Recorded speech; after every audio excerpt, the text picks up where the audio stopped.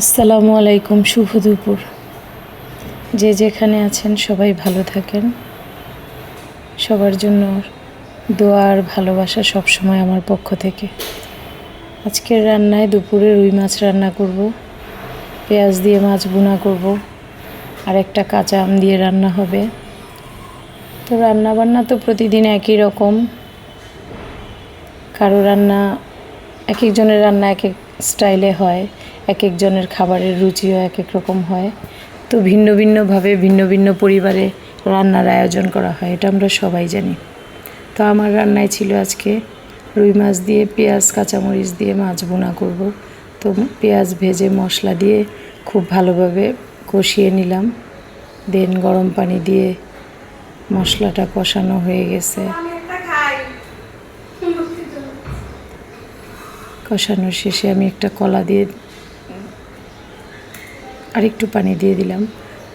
কষানো এই পর্যায়ে মোটামুটি শেষ। দেন মাছ দিয়ে দিব, ভাজা রুই মাছ।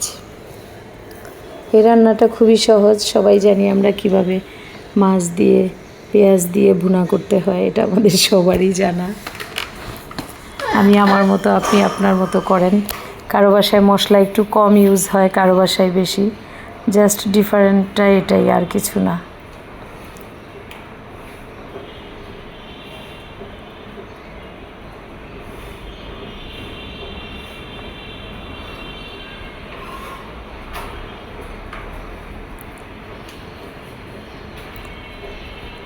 তো টমেটো কাঁচামরিচ কেটে নিয়েছি।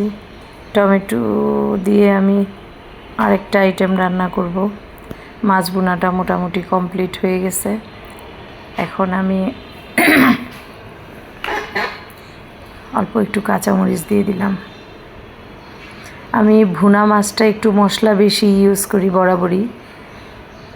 ভাত দিয়ে খেতে ভালো লাগে, একটু মশলা কড়া করে রান্না করি, ভাজা ভুনা মাছটা বিশেষ করে। তো এই তো বেড়ে নিলাম মাছ ভুনা।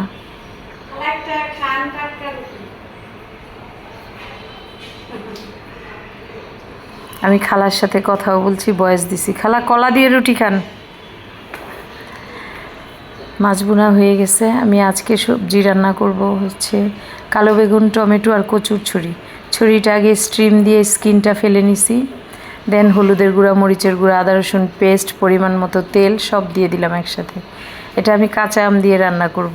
এভাবে অনেকে খান না, বাট আমরা এটা রান্না করি, আর এটা খুবই হেলদি একটা তরকারি হবে। মশলা আর সবজিটা কষিয়ে নিলাম। খুব আলতো করে নেড়ে দিচ্ছি, কচুর ছড়িটা যেন ভেঙে গলে না যায়, কারণ এটা আগেই সিদ্ধ করা।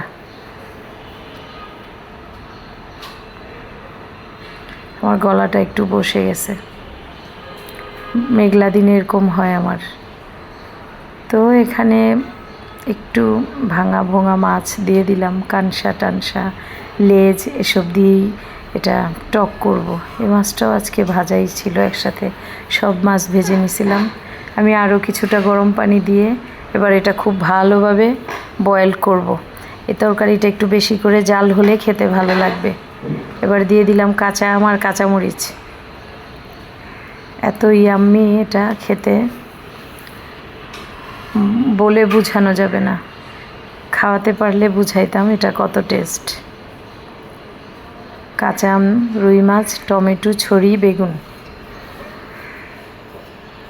অনেকের কাছে এটা একটা ঝামেলার তরকারি মনে হবে, যে কি একটা আজব সব কিছু মিক্সড করে রান্না করছে। আসলে এটাই খেতে মজা, অনেক বেশি মজা। এই তো আমি টেবিলে দেওয়ার জন্য বাটিতে নিয়ে নিচ্ছি।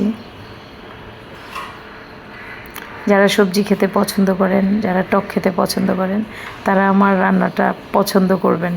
আর যারা এসব খেতে পছন্দ করেন না, তাদের তো আমার রান্না একেবারেই বাজে লাগবে, সেটা আমি জানি। বাট এটা আমরা খেতে পছন্দ করি, আমাদের পরিবারে এই টাইপের তরকারি খেতে আমরা সবাই পছন্দ করি।